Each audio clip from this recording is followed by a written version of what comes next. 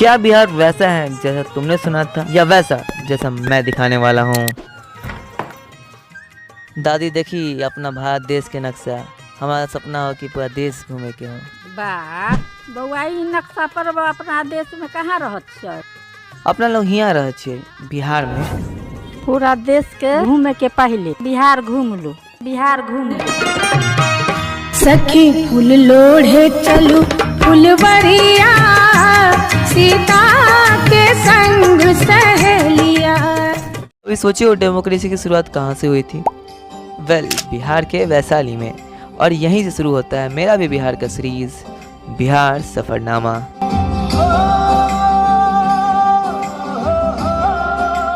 तो मैं सुबह सुबह आराम से विंडो सीट पर बैठकर वैशाली के लिए निकल जाता हूँ। फाइनली वैशाली पहुँचे, अब ऑटो पकड़ते हैं।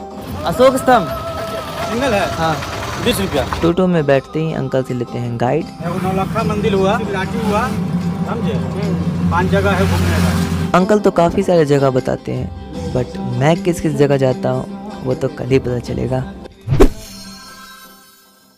ये वही ज़मीन है जहाँ से दुनिया को पहला रिपब्लिक मिला, और यहीं से पीस का मैसेज पूरे एशिया तक फैला। बिहार सिर्फ इतिहास नहीं, एक विरासत है।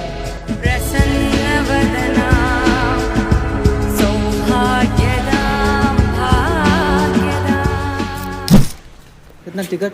25 रुपये। मेरे सामने है वैशाली का अशोका स्तंभ। लगभग 2300 साल पहले सम्राट अशोका ने इसे बनवाया था, पीस और फेथ का मैसेज फैलाने के लिए। जो आप अभी देख रहे हो ये एंशिएंट ब्रिक से बनाया गया स्तूपा है, और मोनास्ट्री के रिमेन्स अभी भी यहाँ पे हैं। अराउंड 25 ईयर्स अगो बुद्धिस्ट और मॉन्क यहाँ पे मेडिटेशन और एजुकेशन करने आया करते थे।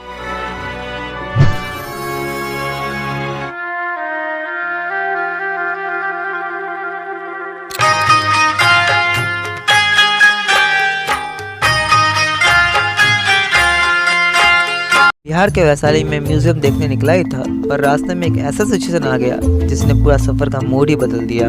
कोई ऑटो चल ही नहीं रहा है यहाँ पे, इतना धूप में क्या करूँ? म्यूजियम जाना है। हाँ, यहाँ से आगे जाना होगा 4 किलोमीटर। तो यहीं से आता है ना टोटो? हाँ, तो नहीं आ रहा अभी? आएगा थोड़ी देर में। पूरे 40 मिनट धूप के साथ खेलने के बाद भगवान ने एक ऑटो भेजा। ऑटो में बैठने के बाद अंकल लोग कहते हैं जहाँ भी ढाबा दिखे वहाँ रोक दीजिए, क्योंकि सुबह से भूख लगी थी यार। ढाबा आते ही लपेटते हैं लिट्टी चना। एकदम तगड़ा लिट्टी खाने के बाद दादाजी को बोलते हैं धन्यवाद। उसके बाद दादाजी कहते हैं गुरु को तुम्हारे लिए कुछ लाता हूँ।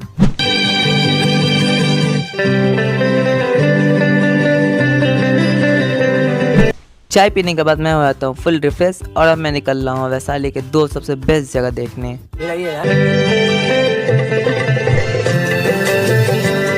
आज वैशाली का सफर अपने आखिरी एपिसोड में पहुंचा, और एक ऐसी जगह जहां शांति और आर्किटेक्चर का परफेक्ट मिक्स है।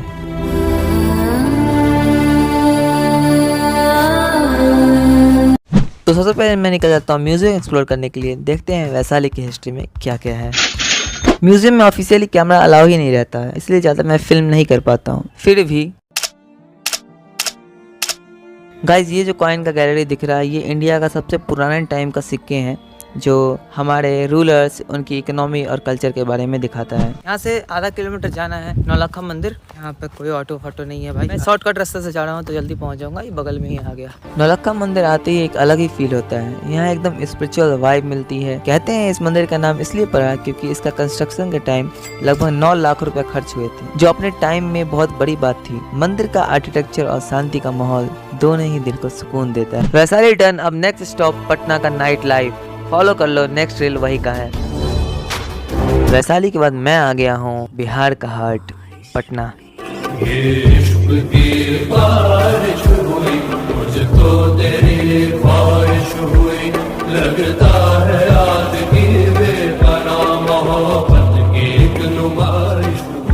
बाय द वे मैं जा रहा था रोहतास, लेकिन ट्रेन से पहले पटना जंक्शन पे 4 घंटा रुकना था। सोचे चलो बाहर घूमते हैं। बाहर आते ही दिखता है एक नया सबवे एंट्री। मैंने बोला वाह, चलो देखते हैं यहाँ का वाइब कैसा है। अंदर आते ही 1 सेकंड के लिए भी नहीं लग रहा था कि मैं पटना में हूँ यार। वेल, सबवे तो देख लिया, अब स्टेशन पे बचे 3 घंटे। आगे क्या क्या मैंने वो तो कल ही पता चलेगा। मैं निकल रहा हूँ पटना से रोहतास का थ्रिल एक्सपीरियंस करने। हाँ हाँ, उससे पहले जर्नी तो देख लो। बाय द वे ट्रेन आने में 4 घंटा का टाइम था, तो सोचे कि रात का खाना खा लिया जाए। स्टेशन के बाहर आते ही मुझे दिखता है मस्त आलू का पराठे का स्टॉल। फिर क्या, गर्मा गर्म पूरियां लपेटता हूँ और लास्ट में 1 कप गर्मा गर्म चाय। बस बस बस बस इतना ही काफी है। चाय पीने के बाद मैं स्टेशन पे आके बैठता हूँ तो बगल में एक भाई मिलता है। कहाँ जा रहे हो आप? अभी मैं दुबई के लिए फॉर्म अप्लाई किए हैं, दुबई के लिए, तो वहाँ पर हमको कुवैत को, वहाँ से दुबई से जाकर कुवैत में, दुबई में ले ओवर कुवैत का फ्लाइट आप पकड़ो। कुवैत के लिए फ्लाइट है मेरा। कल अच्छा सा पैसा मिलता है, ड्राइवरी लाइन में अच्छा पैसा मिलता है, साल 2 साल। कुवैत में मतलब आप ड्राइविंग? हाँ, कुवैत में ड्राइवर। वहाँ पर मेरे रिलेशन में के गए हैं, वो बोलते हैं कि 2 साल 3 साल मेहनत कर देगो तो लाइफ तुम्हारा बन जाएगा, इसीलिए हम जा रहे हैं वहाँ पर। बाकी सोच रही जिंदगी भर कमाने से बढ़िया है कला कि 2-3 साल में लाइफ सेट हो जाए, इसीलिए मेरा life. Happy journey, happy journey. कुछ तो बता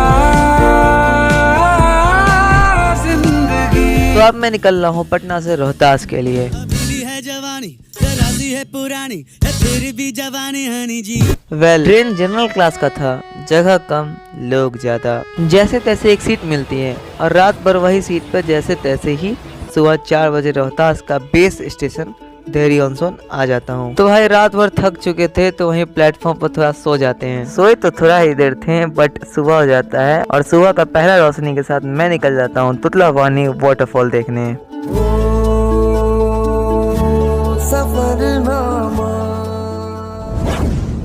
अब मुझे ऑटो वाला भैया तो तुतलावानी एंट्रेंस गेट पे ही छोड़ देते हैं। वो बोलते हैं कि नेक्स्ट ऑटो यहीं से जाएगा। फिर क्या, मैं नेक्स्ट ऑटो का वेट करने लगता हूँ, पर आधा घंटा से कोई आ ही नहीं रहा था भाई। प्रॉब्लम ये नहीं था, प्रॉब्लम ये था कि मुझे 11 बजे बोध गया के लिए भी ट्रेन पकड़ना था। वेल, मैं तुतलावानी टाइम पे जाता हूँ या नहीं ये तो कल ही पता चलेगा मेरे भाई। एक बार तुम ये प्लेस देख लोगे ना, तब बिहार तुम्हें पहले जैसा कभी नहीं लगेगा।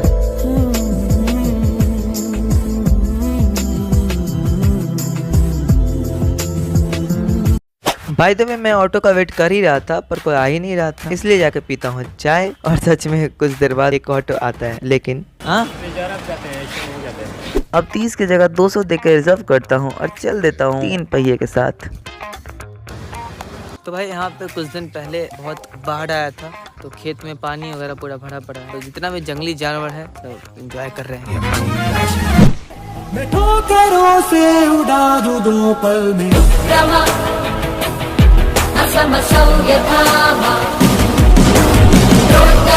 ऑनेस्टली मुझे नहीं लगा था कि बिहार के एक छोटे से गांव के पास इतनी फिल्मी जगह छुपी होगी। पानी का गिरने की आवाज, बाहर का ठंडा हवा और वो नेचर का मैजिक सब रियल था।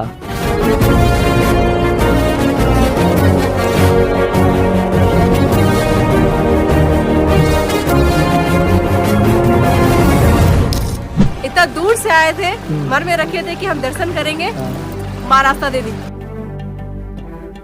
रोहतास का मैजिक तो देख लिया, अब मिलते हैं नेक्स्ट रील में बोध गया का सुकून भरे कल्चर के साथ। तो रोहतास से पहुंचे गया जंक्शन। प्लान था सीधा पटना लौटने का, पर मन बोला जब यहाँ तक आ ही गए हैं तो बोध गया को कैसे मिस करते हैं। बस अब मेरे पास है सिर्फ कुछ घंटे और उन्हीं कुछ घंटों में मुझे दिखाना है बोध गया का स्पिरिचुअल लाइफ। तो देखना कल जब मैं दिखाऊंगा बिहार का सबसे स्पिरिचुअल चैप्टर। फाइनली मैं आ जाता हूँ बोध गया। सबसे पहले मैं सीधा जाता हूँ महाबोधि टेम्पल जहाँ बुद्धा ने ज्ञान प्राप्त किया था। तो ये गाइस वहाँ से यहाँ तक बॉर्डर है, इसके उधर साइड जो है बौद्ध धर्म के जो लोग हैं वो ही जा सकते हैं इस मंदिर के अंदर। हम लोग इधर से मंदिर को दर्शन कर सकते हैं ऐसे। उसके बाद रोड पे चलती चारों तरफ मंदिर ही मंदिर, Tibetan temple, Mahabodhi Vihar and so all. वैसे मुझे पटना के लिए भी ट्रेन पकड़नी थी, इसलिए मैं प्रॉपर फिल्म नहीं कर पाता हूँ, पर जितना भी मैं वहाँ देखा वो दिल में बस गया।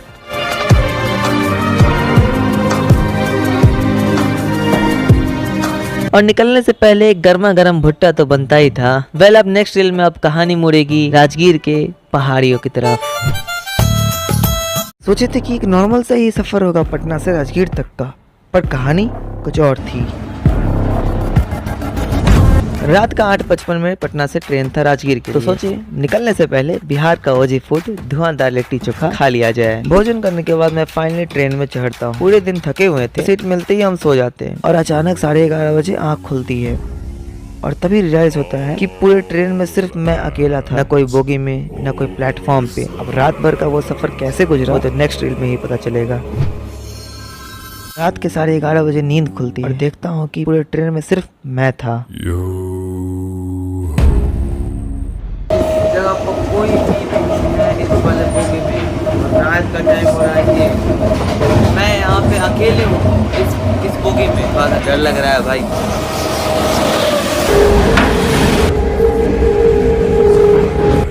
एक भी सिंगल आदमी नहीं था, ना ही ट्रेन के अंदर और ना ही किसी स्टेशन के प्लेटफॉर्म पे, सिर्फ और सिर्फ मैं। जैसे तैसे राजगीर पहुंच जाता हूँ। नेक्स्ट रील में सुबह होते ही आपको दिखाऊंगा राजगीर का फेमस ग्लास ब्रिज। वह जैसे तैसे मैं आता हूँ रात के 2 बजे राजगीर। रात का 1:30 बजा दिया भाई। 11 बजे टाइमिंग था, बट आज थोड़ा सा लेट हो गया। पूरे दिन भर थके हुए थे यार, इसलिए वेटिंग हॉल में कहीं भी जगह मिलता है और जगह मिलते ही सो जाते हैं। सूर्य उदय होते ही मैं चल देता हूँ राजगीर का मोस्ट फेमस ग्लास ब्रिज देखने। उसके बाद आता हूँ जू सफारी के अंदर, जो कि अभी बंद था फिलहाल। बाहर में वेट करना था तो करते हैं वेट। ऑनलाइन तो 300 में एक पैकेज बुक कर लेता हूँ ग्लास और सस्पेंशन ब्रिज का। टिकट दिखा के अंदर आता हूँ तो दिखता है भाई ऐसा नजारा जो मुझे बिलीव ही नहीं हो रहा था कि ये बिहार के अंदर है प्रो। ओके, तो मैं जा रहा हूँ अभी ग्लास ब्रिज और सस्पेंशन ब्रिज देखने, जो आपको नेक्स्ट रील में दिखाऊंगा। तो भाई सुबह सुबह मैं निकल लेता हूँ टूरिज्म बस पकड़ के ग्लास ब्रिज देखने। इसके लिए मैं बहुत एक्साइटेड था और जैसे ही वहाँ पहुँचता हूँ मेरे सामने था एक अनबिलीवेबल व्यू। लिटरली ग्लास के नीचे से पूरा पहाड़ दिख रहा था यार। और हमारे टिकट में इंक्लूडेड था सस्पेंशन ब्रिज का भी। उसके बाद मैं निकल लेता हूँ वही देख। सस्पेंशन ब्रिज का जो गोल्डन आवर्स का वाइब था ना भाई,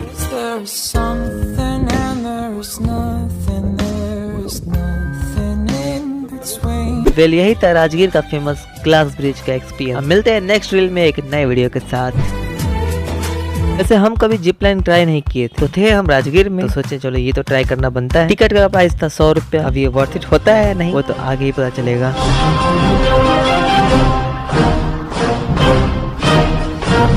वेल भाई जेन्युइनली बोलूं ऐसा लग रहा था जैसे कि मैं अपनी आंखों से ड्रोन का कोई फुटेज देख रहा हूँ। फिर राजगीर के एक म्यूजियम में जाता हूँ जहाँ पे मुझे दिखता है कि हमारा एवोल्यूशन कैसे हुआ था।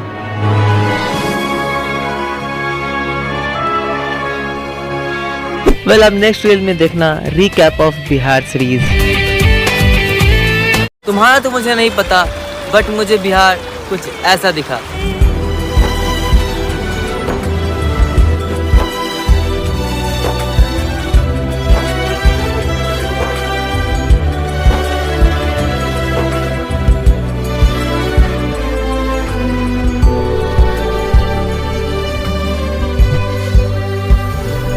तो भाई हम एक सीरीज़ बनाए थे बिहार सफरनामा नाम से, और हम ट्राई किए थे कि बिहार को उस नज़रिए से दिखाएं जैसा वो एक्चुअली में है। हम इस सीरीज़ में देखें बिहार का कल्चर, बिहार का लोकल लोगों का लाइफ, घूमते हुए कभी माउंटेन्स दिखा, कभी रिवर, कभी वाटरफॉल्स, ये सब बिहार में ही था।